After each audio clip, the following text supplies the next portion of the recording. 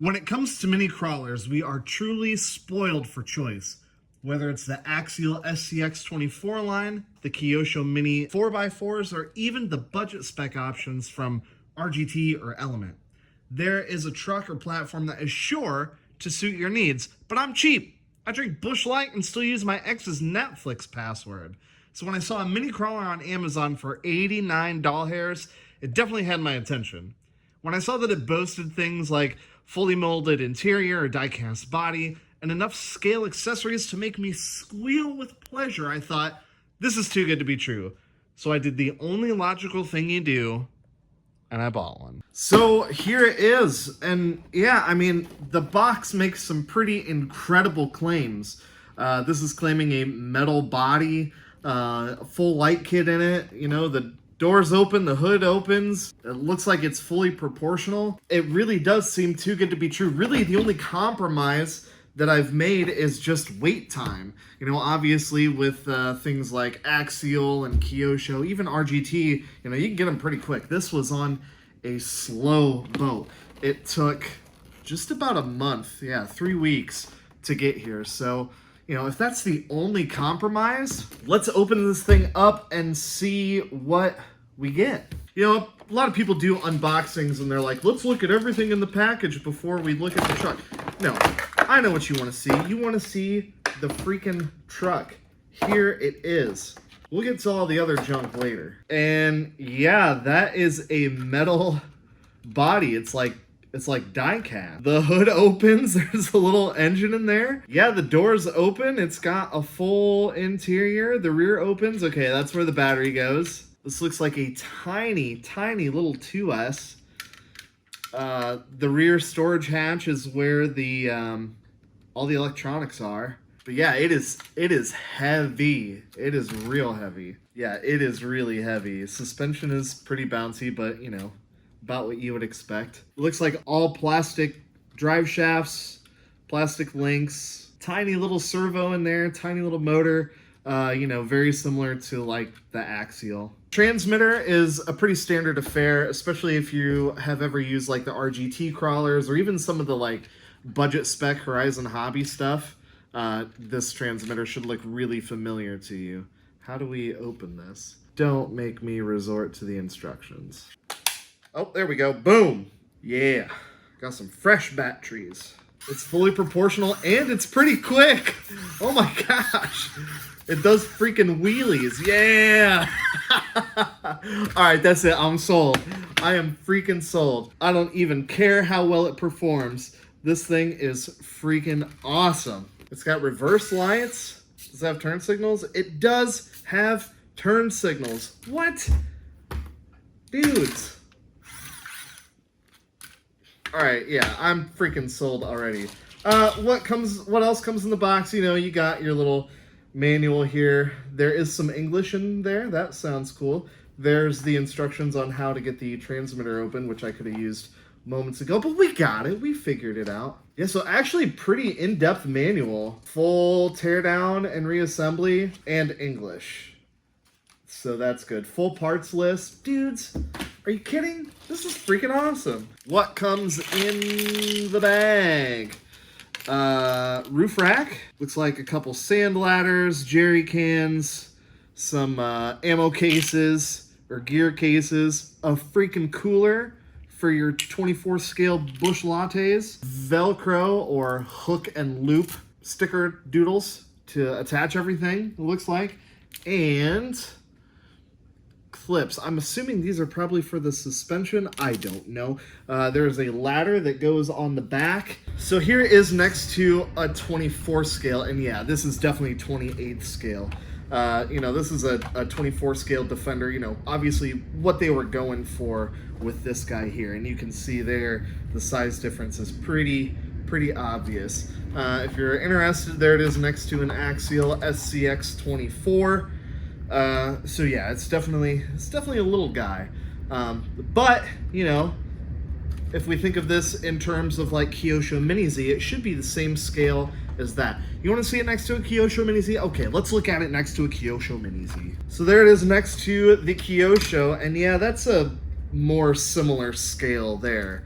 28th scale is a brand new scale. I've never driven a 28th scale crawler on the crawler course before, so let's freaking do it, shall we? So here we are on the crawler course, and the thing looks just about perfect in the little crawler garage, doesn't it?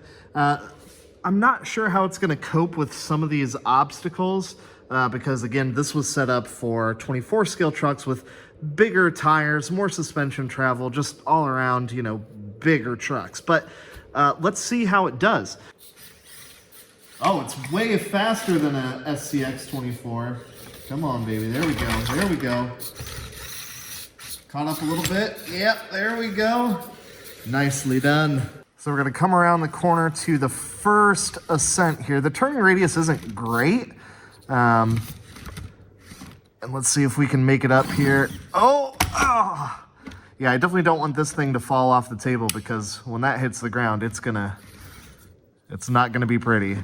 Come on, can we get up? Yes. All right. That's actually a little bit better than I thought. But you see, it's just so freaking top heavy.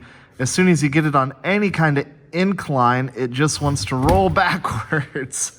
Gentle, gentle. It does have like all kinds of power, but yeah, it just wants to freaking sit on the rear bumper. Come on. Come on, you can do it. Maybe I gotta come up with a better line here. Easy. Easy does it. Nope. It is a little bit harder to be precise with this thing. I mean, keep in mind, I am driving one-handed, but you know, it's almost like it has too much power for its own good. Come on, baby. It's just not very easy to be precise. And as far as I can tell, there's not much of a drag brake on it.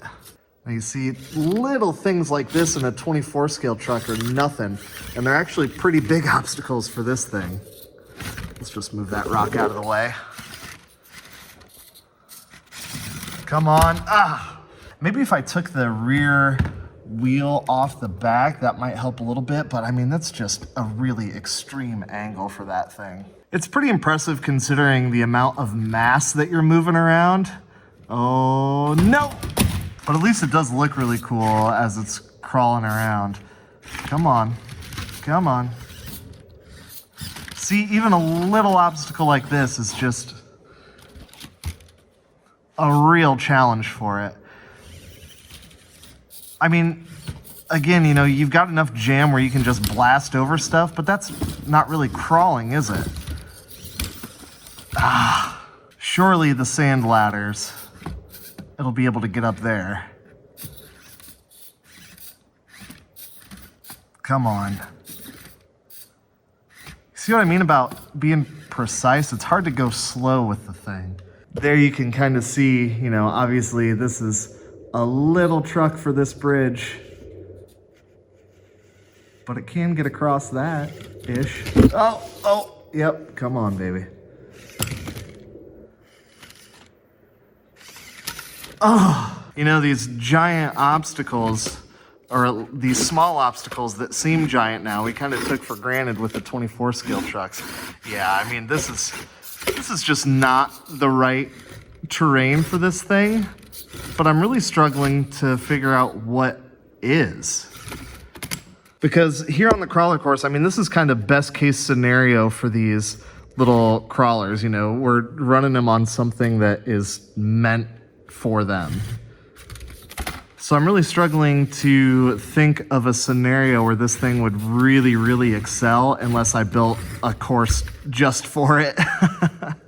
Okay, well, what do you think? It's not a precision crawler. It does a phenomenal job of looking really cool, but crawling abilities, yeah, not on a 24 scale crawler track, probably not even outside in the mud and the dirt, to be totally honest with you.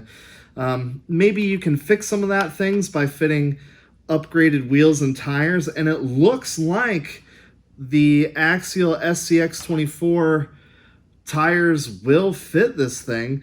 They're gonna be pretty gigungous, but you know, that might make a little bit of a difference. And I guess the good news is that, you know, you could buy this thing and a set of wheels and tires for less than an axial SCX24 and way less than like a Kyosho Mini Z 4x4. Do our brass wheel weights fit it? No, the brass wheel weights do not fit. So would I recommend it?